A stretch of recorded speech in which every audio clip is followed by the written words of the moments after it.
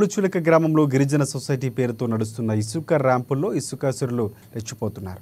కొంతమంది రైసింగ్ కాంట్రాక్టర్లు రేగుపల్లిలో పీసా చట్టాన్ని వాల్టా చట్టాన్ని తుంగలు తొక్కి నియమ నిబంధనలకు వ్యతిరేకంగా గోదావరి మధ్యలో ఇసుకను లారీల్లో ఎత్తి ఒడ్డుపై డంప్ చేస్తున్నారు.